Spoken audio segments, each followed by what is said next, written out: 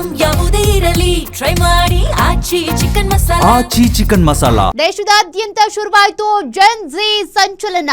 ಮಿಂಚಿನ ಸಂಚಲನ ಈಗ ಒಂದಷ್ಟು ಸಂಚಲನಕ್ಕೆ ಕಾರಣವಾಗ್ತಾ ಇದೆ ಈ ಜೆನ್ ಝಿ ಯುಗ.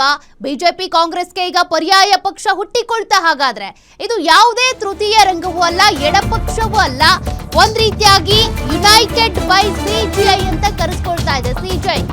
ಹಾಗಾದ್ರೆ ಕೋರ್ಟ್ ನಲ್ಲಿ ಕೊಟ್ಟಂತ ಆ ಒಂದು ಆದೇಶ ಈ ಹೊಸ ಪಕ್ಷ ಹುಟ್ಕೊಳ್ಳೋಕ್ ಕಾರಣ ಆಯ್ತಾ?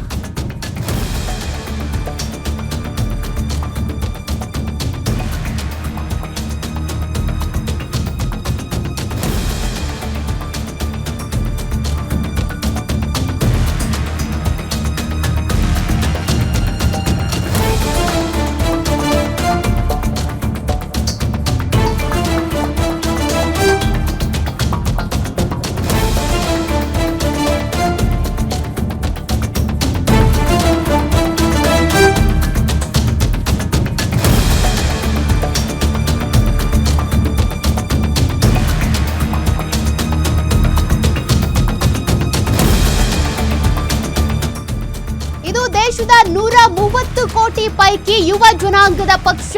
ದೇಶದಲ್ಲಿ ಶುರುವಾಗಿ ಬಿಟ್ಟ ಜೆನ್ ಝಿ ಹೊಸ ಕ್ರಾಂತಿ. ರಾಜಕೀಯ ಧ್ರುವೀಕರಣವೋ ಯುವಕರ ಚಳವಳಿಯೋ? ಹಾಗಾದ್ರೆ ಆ ಕ್ರಾಂತಿ, ಆ ಚಳವಳಿ ಯಾವುದು ಗೊತ್ತಾ? ಸೋಷಿಯಲ್ ಮೀಡಿಯಾದಲ್ಲಿ ಟ್ರೆಂಡ್ ಕ್ರಿಯೇಟ್ ಮಾಡಿರೋದಾದ್ರೂ ಯಾರು? ದೇಶದಾದ್ಯಂತ ಈಗ ಕಾಕ್ರೋಚ್ ಜನತಾ ಪಾರ್ಟಿಯ ಹೊಸ ಸಂಚಲನ ಶುರುವಾಗ್ಬಿಟ್ಟಿದೆ. ಹಾಗಾದ್ರೆ ಈ ಪಾರ್ಟಿಯಲ್ಲಿ ಯಾರಿರ್ತಾರೆ ಅಂತ ಬಂದಾಗ ಇದು divided by BJP, United by CJI ಎನ್ನುವಂತ ಒಂದು ಕ್ಯಾಪ್ಷನ್ ಅನ್ನ ಕೊಟ್ಕೊಂಡು ಶುರುವಾಗಿರುವಂತ ಪಾರ್ಟಿ.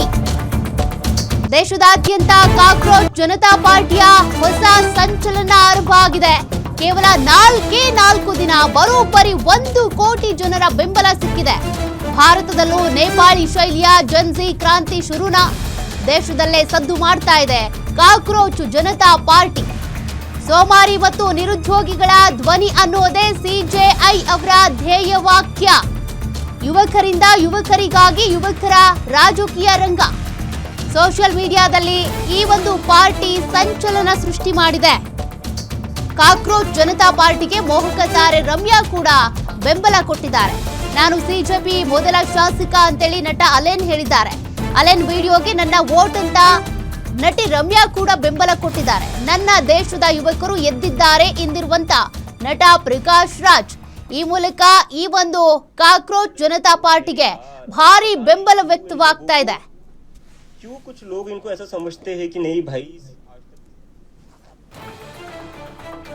ನೋಡಿ, ದೇಶದಲ್ಲಿ ಸದ್ದು ಮಾಡ್ತಾ ಇರುವಂತ ಹೊಸ ಪಾರ್ಟಿ ಅಂದ್ರೆ ಅದು ಕಾಕ್ರೋಚ್ ಜನತಾ ಪಾರ್ಟಿ. ಇದು ಯಾವುದೇ ಬಿಜೆಪಿ, ಜೆಡಿಎಸ್, ಕಾಂಗ್ರೆಸ್ನ ಪಕ್ಷ ಅಲ್ವೇ ಅಲ್ಲ. ಇದೊಂದು ಹೊಸ ಪಕ್ಷ.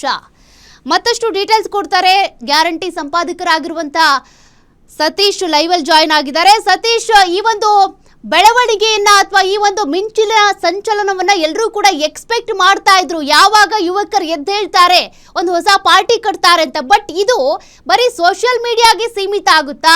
ದೇಶದಲ್ಲಿ ಏನಾದ್ರೂ ಕ್ರಾಂತಿ ತರುವತ್ತ, ಒಂದು ಬೆಳವಣಿಗೆಯತ್ತ ಈ ಒಂದು ಪಕ್ಷ ಎಡೆಮಾಡಿಕೊಡುತ್ತಾ ಹೆಂಗೆ ಅಂತ? ಸೌಖ್ಯ, ಈ ಕ್ಷಣಕ್ಕೆ ಅಂದರೆ ಈಗೇನು ಡೆವಲಪ್ಮೆಂಟ್ ಆಗ್ತಾ ಇದೆ ಸೋಷಿಯಲ್ ಮೀಡಿಯಾದಲ್ಲಿ ಒಂದು ಕ್ರಾಂತಿ ಅಂತ ಹೇಳ್ಬೋದು. ಏನು ಕಾಕ್ರೋಚ್ ಜನತಾ ಪಾರ್ಟಿ ಇದು ನೋಂದಾಯಿತ ಪೊಲಿಟಿಕಲ್ ಪಾರ್ಟಿ ಅಲ್ಲ ಸದ್ಯಕ್ಕೆ. ಇದು ಸೋಷಿಯಲ್ ಮೀಡಿಯಾದಲ್ಲಿ ಒಂದು ಹೋರಾಟದ ಹಾದಿ, ಕ್ರಾಂತಿಯ ಹಾದಿ ಅನ್ನೋ ರೀತಿಯಾಗಿ ಹುಟ್ಕೊಂಡಿದೆ. ಇದಕ್ಕೆ ಕಾರಣ ಸಿಜೆ ಅವರ ಒಂದು ಮಾತುಗಳು ಅನ್ನೋ ಒಂದು ಆರೋಪ ಕೇಳಿಬರ್ತಾ ಇದೆ. ಬಟ್ ಸಿಜೆ ಅವರು ಹೇಳ್ತಿರೋದೇ ಬೇರೆ ವಿಚಾರ. ಸುಪ್ರೀಂ ಕೋರ್ಟ್ನಲ್ಲಿ ಕೆಲವೊಂದಿಷ್ಟು ಯಾವುದೋ ಒಂದು ಚರ್ಚೆ ಆಗಬೇಕಾದ್ರೆ ಈ ದೇಶದ ನಿರುದ್ಯೋಗಿ ಯುವಕರು ಜಿರಳೆಗಳ ರೀತಿ ಹರಡ್ಕೊಂಡ್ಬಿಟ್ಟಿದ್ದಾರೆ ಅನ್ನೋ ಒಂದು ಹೇಳಿಕೆಯನ್ನು ಕೊಟ್ಟಿದ್ದರು ಸಿಜೆಎ, ನಮ್ಮ ಸುಪ್ರೀಂ ಕೋರ್ಟ್ನ ಮುಖ್ಯ ನ್ಯಾಯಮೂರ್ತಿಗಳು ಅನ್ನೋ ಒಂದು ಆರೋಪ ಇತ್ತು. ಆ ಒಂದು ಆರೋಪದ ಹಿನ್ನೆಲೆಯಲ್ಲಿ ಅದರ ಆಕ್ರೋಶಭರಿತರಾಗಿ ಅಭಿಜಿತ್ ಅನ್ನೋ ಒಂದು ಯುವಕ ಸೃಷ್ಟಿ ಮಾಡಿದಂತಹ ಒಂದು ಸಾಮಾಜಿಕ ಹೋರಾಟ, ಕ್ರಾಂತಿ ಅಂತ ಕರಿಬೋದು ಕಾಕ್ರೋಚ್ ಜನತಾ ಪಾರ್ಟಿ. ಬಟ್ ಇದೆಲ್ಲ ಒಂದು 4 ದಿನಗಳಿಂದ ಎಷ್ಟು ದೊಡ್ಡ ಮಟ್ಟದಲ್ಲಿ ಇದು ಯಾವಾಗ ಹೋರಾಟದ ಹಾದಿ ಹಿಡಿತೋ ಸ್ವತಃ ಚೀಫ್ ಜಸ್ಟಿಸ್ ಆಫ್ ಇಂಡಿಯಾ ಅವರು ಸ್ಪಷ್ಟನೆ ಕೊಡ್ತಾರೆ, ನಾನು ಈ ದೇಶದ ಯುವಕರ ವಿರೋಧಿ ಅಲ್ಲ, ನಿರುದ್ಯೋಗಿ ಯುವಕರ ವಿರೋಧಿ ಅಲ್ಲ. ನಾನು ನನ್ನ ಹೇಳಿಕೆಯನ್ನು ಕೆಲವೊಂದಿಷ್ಟು ಮಾಧ್ಯಮಗಳು ತಪ್ಪಾಗಿ ಗ್ರಹಿಸಿದ್ದಾವೆ, ತಪ್ಪಾಗಿ ಕೋಟ್ ಮಾಡಿ ಸುದ್ದಿಯನ್ನು ಪ್ರಸಾರ ಮಾಡಿದ್ದೇವೆ. ನಾನು ನಿರುದ್ಯೋಗಿ ಯುವಕರ ಬಗ್ಗೆ ಯಾವುದೇ ರೀತಿಯ ವಿರೋಧಿ ಹೇಳಿಕೆಯನ್ನು ಕೊಟ್ಟಿಲ್ಲ ಅನ್ನೋದು ಅವರ ಒಂದು ಸ್ಪಷ್ಟನೆ. ಆದರೆ ಈಗಾಗಲೇ ಕಳೆದ 3-4 ದಿನಗಳಿಂದ ಕಾಕ್ರೋಚ್ ಜನತಾ ಪಾರ್ಟಿ ಅಂತ ಏನು ಸೋಷಿಯಲ್ ಮೀಡಿಯಾದಲ್ಲಿ ಒಂದು ಹವಾ ಕ್ರಿಯೇಟ್ ಮಾಡ್ತು, ಇಡೀ ದೇಶದ ನಿರುದ್ಯೋಗಿ ಯುವಕರ ಪರವಾಗಿ ನಾವೆಲ್ಲ ಇದ್ದೀವಿ, ಈ ಸಿಸ್ಟಮ್ ಅನ್ನೋದು ಚೇಂಜ್ ಆಗಬೇಕು ಅನ್ನೋ ರೀತಿಯಾಗಿ ಒಂದು ಹೋರಾಟವನ್ನು ಶುರು ಮಾಡಿದ್ರು. ಈ ಎನ್ನು ಬಳಸಿ social media, Facebook, Twitter, Instagram, YouTube ಎಲ್ಲಿ ನೋಡಿದ್ರು ಈಗ ಕಾಕ್ರೋಚ್ ಜನತಾ ಪಾರ್ಟಿ, ನಾನು ಕಾಕ್ರೋಚ್ ಅನ್ನೋದು ಒಂದು ಟ್ರೆಂಡ್ ಆಗ್ತಾ ಇದೆ. ಅಂದರೆ ಇಡೀ ದೇಶದಲ್ಲಿ ನಿರುದ್ಯೋಗಿಗಳ ಸಂಖ್ಯೆ ಜಾಸ್ತಿ ಇದೆ. ನಿರುದ್ಯೋಗಿಗಳು ಪ್ರಶ್ನೆ ಮಾಡಬಾರ್ದಾ, ಆಗಿದ್ರೆ ವ್ಯವಸ್ಥೆಯನ್ನು ಪ್ರಶ್ನೆ ಮಾಡಬಾರ್ದಾ ಅನ್ನೋ ಒಂದು ಲೆಕ್ಕಾಚಾರವಾಗಿ ಅಭಿಜಿತ್ ಪ್ರಶ್ನೆ ಮಾಡ್ತಾ ಇದ್ದಾರೆ. ವಿಶೇಷವಾಗಿ ಅವರೊಂದು ಕ್ವಶನ್ ರೈಸ್ ಮಾಡ್ತಾ ಇದ್ದಾರೆ ಸೌಖ್ಯ. ಅನಕ್ಷರಸ್ಥರು ಅಂದರೆ CJ ಅವರನ್ನು ಒಂದು ಹೇಳಿಕೆಯನ್ನು ಕೋಟ್ ಮಾಡಿ ಅನಕ್ಷರಸ್ಥರ ರೀತಿ ಆಡ್ತೀರಿ ಅನ್ನೋ ಒಂದು ಹೇಳಿಕೆಯನ್ನು, ವಿವಾದವನ್ನು ಸೃಷ್ಟಿ ಆದ ನಂತರ ಈ ಕಾಕ್ರೋಚ್ ಜನತಾ ಪಕ್ಷದ ಅಭಿಜಿತ್ ಒಂದು ಪ್ರಶ್ನೆ ರೈಸ್ ಮಾಡ್ತಿದ್ದಾರೆ. ಅನಕ್ಷರಸ್ಥರು, ನಿರುದ್ಯೋಗಿಗಳು ಪ್ರಶ್ನೆ ಮಾಡಬಾರ್ದಾಗಿದ್ರೆ ವಿದ್ಯಾವಂತರಂದ್ರೆ ಯಾರು? ವಿದ್ಯಾವಂತರು ಮಾತ್ರ ಪ್ರಶ್ನೆ ಮಾಡಬೇಕಾ ಅಥವಾ ಉದ್ಯೋಗಸ್ಥರು ಮಾತ್ರ ಪ್ರಶ್ನೆ ಮಾಡಬೇಕಾ? ಈ ದೇಶದ ಒಬ್ಬ ಪ್ರಜೆಯಾಗಿ ನಮಗೆ ಕೊಟ್ಟಿರ್ತಕ್ಕಂಥ ಸಂವಿಧಾನಾತ್ಮಕ ಹಕ್ಕು ಫ್ರೀಡಮ್ ಆಫ್ ಸ್ಪೀಚನ್ನು ಪ್ರತಿಯೊಬ್ಬರು ಬಳಸ್ಕೊಳ್ಳುವಂತಹ, ಉಪಯೋಗ ಮಾಡಿಕೊಳ್ಳುವಂಥ ರೈಟ್ಸ್, ಕಾನ್ಸ್ಟಿಟ್ಯೂಷನಲ್ ರೈಟ್ಸ್ ಇದೆ. ಅವನು ಓದಿರಲಿ, ಓದದೇ ಇರಲಿ, ಉದ್ಯೋಗ ಮಾಡ್ತಾ ಇರಲಿ, ಉದ್ಯೋಗ ಮಾಡದೇ ಇರಲಿ, ನಿರುದ್ಯೋಗಿ ಆಗಿರಲಿ, ಯಾರೇ ಆಗಿರಲಿ, ಕಾನ್ಸ್ಟಿಟ್ಯೂಷನ್ ಎಲ್ಲರಿಗೂ ಒಂದೇ ರೀತಿಯಾದಂಥ ಒಂದು ಅವಕಾಶವನ್ನು, ಹಕ್ಕನ್ನು ಕೊಟ್ಟಿದೆ. Freedom of speech. ಅದು ನಿರುದ್ಯೋಗಿನೋ ಉದ್ಯೋಗಿನೋ ಅದನ್ನು ನೋಡಲ್ಲ. ಅನಕ್ಷರಸ್ಥನೋ ಅಥವಾ ಎಜುಕೇಟೆಡೋ ಅನ್ಎಜುಕೇಟೆಡೋ ಅನ್ನೋದು ಮುಖ್ಯ ಅಲ್ಲ. ಈ ದೇಶದ ಪ್ರಜೆ ಆದಮೇಲೆ ಪ್ರತಿಯೊಬ್ಬರಿಗೂ ಮಾತನಾಡುವ ರೈಟ್ಸ್ ಇದೆ. ಆ ರೈಟ್ಸೇ ಇಲ್ಲ ಅಂತಿರಲ್ಲ ನೀವು, ಎಲ್ಲರೂ ಮಾತನಾಡಿ ಅನ್ನೋ ಒಂದು ಮಾತುಗಳನ್ನು ಹೇಳುವ ಮುಖಾಂತರ ಈ ಕಾಕ್ರೋಚ್ ಜನತಾ ಪಾರ್ಟಿ ಅನ್ನೋ ಒಂದು ಮೂಮೆಂಟನ್ನು ಶುರು ಮಾಡಿದ್ದಾರೆ. ಇದು ಸದ್ಯಕ್ಕೆ ಪೊಲಿಟಿಕಲ್ ಪಾರ್ಟಿಯಾಗಿ ಇಲ್ಲ ಸೌಖ್ಯ, ಒಂದು ಮೂಮೆಂಟ್ ಇದೆ, ಒಂದು ಹೋರಾಟದ ಒಂದು ಕ್ರಾಂತಿಯ ಒಂದು ಭಾಗ ಆಗ್ತಾ ಇದೆ. ನಮಗೆ ಆಶ್ಚರ್ಯ ಆಗ್ಬೋದು, ಕಳೆದ 3-4 ದಿನದಲ್ಲೇ ಇನ್ಸ್ಟಾಗ್ರಾಮ್ನಲ್ಲಿ 1 ಕೋಟಿ ಫಾಲೋವರ್ಸ್ ಬಂದಿದ್ದಾರೆ ಈ ಒಂದು ಇನ್ಸ್ಟಾಗ್ರಾಮ್ ಪೇಜ್ಗೆ. ಅಂದರೆ ಅದರ ಬೆಂಬಲ ಎಷ್ಟು ಸಿಗ್ತಾ ಇದೆ ಅಂತ. ಅದೇ ಇವತ್ತು ಎಲ್ಲರೂ ಕೂಡ ಇರೆಸ್ಪೆಕ್ಟಿವ್ ಆಫ್ ಪಾರ್ಟಿ, ಕಾಂಗ್ರೆಸ್ಸೋ, BJPನೋ, JDS ಅಥವಾ ರಾಷ್ಟ್ರದಲ್ಲಿರ್ತಕ್ಕಂಥ ಬೇರೆ ಬೇರೆ ಪಕ್ಷಗಳು, AAPನೋ, ಈ ಥರ ಎಲ್ಲ ಪಕ್ಷದ ಯುವ ನಾಯಕರು, ಜೆನ್ಜಿ ಅಂತೇನು ಕರಿತೀವಿ, ಜೆನ್ಜಿ ಯುವ ಸಮುದಾಯ ಈ ಒಂದು ಮೂಮೆಂಟ್ಗೆ ಸಾಥ್ ಕೊಡ್ತಾ ಇದೆ. ಬೇರೆ ಬೇರೆ ರೀತಿಯಾದಂಥ ಒಂದು ವಿಚಿತ್ರವಾದಂಥ ಮೀಮ್ಸನ್ನು ಕ್ರಿಯೇಟ್ ಮಾಡ್ತಾ ಇದೆ, ರೀಲ್ಸನ್ನು ಕ್ರಿಯೇಟ್ ಮಾಡ್ತಾ ಇದೆ. ಸೊ ನೆಕ್ಸ್ಟ್ 2029ಕ್ಕೆ ನಾವು ಯಾವ ಪಾರ್ಟಿಯನ್ನು ಬೆಂಬಲಿಸ್ತೀವಿ ಅಂತ ಸಿಕ್ಕಾಪಡೆ ರೀಲ್ಸ್ ಕ್ರಿಯೇಟ್ ಮಾಡ್ತಾ ಇದ್ದಾರೆ. ಅದರಲ್ಲಿ BJPನ ಅಂದರೆ ಒಂದು ರೀತಿ ಅಸಡ್ಡೆ ತೋರಿಸೋದು, ಕಾಂಗ್ರೆಸ್ಗೆ ಅಸಡ್ಡೆಯನ್ನು ತೋರಿಸೋದು, ಕಾಕ್ರೋಚ್ ಜನತಾ ಪಾರ್ಟಿ ಬಂದ ತಕ್ಷಣ ಫುಲ್ ಖುಷಿಯಾಗಿ ಅದಕ್ಕೆ ಸಪೋರ್ಟ್ ಮಾಡುವಂಥ ಮೀಮ್ಸು ಇದೆಲ್ಲವೂ ಕ್ರಿಯೇಟ್ ಆಗ್ತಾ ಇದೆ. ಅಂದರೆ ಎಲ್ಲೋ ಒಂದು ಕಡೆ ಭಾರತದಲ್ಲೂ ಕೂಡ ಜೆನ್ಜಿಯ ಹೋರಾಟಕ್ಕೆ ಒಂದು ಕಿಡಿ ಹೊತ್ಕೊಳ್ತಾ ಅನ್ನೋ ಒಂದು ಪ್ರಶ್ನೆ ಶುರುವಾಗ್ತಾ ಇದೆ. ಬಟ್ ಅಭಿಜಿತ್ ಇದಕ್ಕೆ ಒಂದು ಸ್ಪಷ್ಟನೆಯನ್ನು ಕೊಟ್ಟಿದ್ದಾರೆ. ಅಂದರೆ ಕಾಕ್ರೋಚ್ ಜನತಾ ಪಾರ್ಟಿಯ ಫೌಂಡರ್ ಏನಿದ್ದಾರೆ ಅಭಿಜಿತ್, ಅದಕ್ಕೆ ಅವರೊಂದು ಸ್ಪಷ್ಟನೆ ಕೊಟ್ಟಿದ್ದಾರೆ. ನಾವು ಇದನ್ನ ನೇಪಾಳಕ್ಕೋ ಅಥವಾ ಬಾಂಗ್ಲಾದೇಶಕ್ಕೋ ಕಂಪೇರ್ ಮಾಡೋ ಅಗತ್ಯ ಇಲ್ಲ.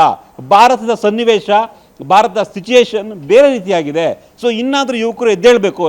ಭಾರತೀಯ ಯುವಕರು, ಯುವ ಜನಾಂಗ, ಜೆನ್ಜಿ ವಿದ್ಯಾವಂತ ಸಮುದಾಯ ಇದೆ. ಅದು ಹಳ್ಳಿ ಆಗಿರ್ಬೋದು, ನಗರ ಆಗಿರ್ಬೋದು, ಯಾವುದೇ ರೀತಿಯ ಪಾರ್ಶಿಯಾಲಿಟಿ ಇಲ್ಲ. ಇಲ್ಲಿ ಎಲ್ಲರೂ ಕೂಡ ಒಂದು ರೀತಿ ಪ್ರಜ್ಞಾವಂತರಿದ್ದಾರೆ. ಸೊ ಯಾವ ಕ್ಷಣದಲ್ಲಿ ಬೇಕಾದರೂ ಇದು ದೊಡ್ಡ ಹೋರಾಟವಾಗಿ ರೂಪುಗೊಳ್ಳಬಹುದು ಅನ್ನೋದು ಅವರ ಒಂದು ಮಾತುಗಳು. ಆದರೆ ಒಂದು ಕ್ಲಿಯರ್ ಎಲ್ಲೋ ಒಂದು ಕಡೆ ಮೆಸೇಜ್ ಸಿಕ್ಕಂತೆ ಕಾಣಿಸ್ತಾ ಇದೆ.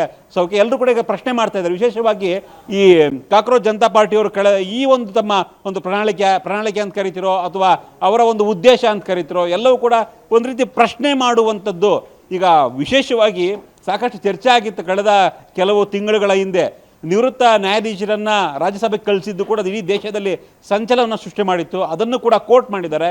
ನಿವೃತ್ತಿ ನ್ಯಾಯಾಧೀಶರಿಗೆ ನಾವು ರಾಜ್ಯಸಭಾ ಸದಸ್ಯರನ್ನು ಕೊಡೋದಿಲ್ಲ, ಅಥವಾ ದೊಡ್ಡ ಕಾರ್ಪೊರೇಟ್ ಸಂಸ್ಥೆಗಳಿಗೆ ಮಾಧ್ಯಮ ಹಕ್ಕನ್ನು ರದ್ದು ಮಾಡ್ತೀವಿ, ಮಾಧ್ಯಮ ಅನುಮತಿಯನ್ನು ಕೊಡಲ್ಲ, ಈ ರೀತಿಯಾದಂಥ ಕೆಲವೊಂದಿಷ್ಟು ಇದ್ದಾವೆ. ಆಮೇಲೆ ಮಹಿಳೆಯರಿಗೆ 50% ನಾವು ಮೀಸಲಾತಿಯನ್ನು ಕೊಡ್ತೀವಿ, ಈ ರೀತಿಯ ಭರವಸೆಗಳು. ಅದು ಸದ್ಯಕ್ಕೆ ಅದು ಸುಮ್ಮನೆ ತಮಾಷೆಗೆ ಅನಿಸ್ಬಹುದು. ಅಂದರೆ ಅಷ್ಟು ದೊಡ್ಡ ಮಟ್ಟದಲ್ಲಿ ಸೀರಿಯಸ್ ಆಗಿ ತೆಗೆದುಕೊಳ್ಬೇಕಾಗಿದ್ದನ್ನು ಕೇವಲ ಸೋಷಿಯಲ್ ಮೀಡಿಯಾದಲ್ಲಿ ಮಾತ್ರ ಇದರ ಹವಾ ಇರುತ್ತಾ, ಆನ್ ಗ್ರೌಂಡ್ ಬಂದರೆ ಯಾರು ಇದನ್ನ ಲೀಡ್ ಮಾಡ್ತಾರೆ ಏನು ಅನ್ನೋದ್ರ ಬಗ್ಗೆ ಸ್ಪಷ್ಟನೆ ಇಲ್ಲ. ಈ ಕರ್ನಾಟಕದಲ್ಲೂ ಕೂಡ, ಕನ್ನಡದಲ್ಲಿ ತುಂಬ ಜನ ನಾನು ಕೂಡ ಕಾಕ್ರೋಚ್ ಜನತಾ ಪಾರ್ಟಿಯ ಅಧ್ಯಕ್ಷ, ಫೌಂಡರು, ಸದಸ್ಯ, ಈ ರೀತಿಯ ಪೋಸ್ಟರ್ಗಳು ಸೋಷಿಯಲ್ ಮೀಡಿಯಾದಲ್ಲಿ ತುಂಬ ಹರಿದಾಡ್ತಿದ್ದಾವೆ. ಬಟ್ ಒಂದು ಮೆಸೇಜು ಎಲ್ಲ ಪಾರ್ಟಿಗಳಿಗೂ, ಇರೆಸ್ಪೆಕ್ಟಿವ್ ಆಫ್ ಅಧಿಕಾರ ಆಗಿರ್ಬೋದು, ಅಧಿಕಾರದಲ್ಲಿ ಇಲ್ಲದೆ ಇರ್ಬೋದು, BJPನೋ ಕಾಂಗ್ರೆಸ್ ಮತ್ತೊಂದು ಒಂದು ಸಂದೇಶ ಕೊಡ್ತಾ ಇದ್ದಾರೆ ಯುವಜನ ಸಮುದಾಯ. ಸೊ ನಮ್ಮಲ್ಲೂ ಆಕ್ರೋಶ ಇದೆ ಅನ್ನೋ ಒಂದು ಸಂದೇಶವನ್ನು ಕೊಡ್ತಾ ಇದ್ದಾರೆ. ಮುಂದಿನ ದಿನಗಳಲ್ಲಿ ನೋಡಬೇಕು. ಇದು ಟೂ ಅರ್ಲಿ ನಾವು ಇದನ್ನ ದೊಡ್ಡ ಹೋರಾಟ ಆಗ್ಬಿಡುತ್ತೆ, ಮೂಮೆಂಟ್ ಆಗ್ಬಿಡುತ್ತೆ ಅಂತ ನೋಡಬೇಕು, ವೆಯ್ಟ್ ಮಾಡಬೇಕು. ಸೌಖ್ಯ ಮುಂದೇನಾಗುತ್ತೆ ನೋಡೋಣ. Satish, thank you.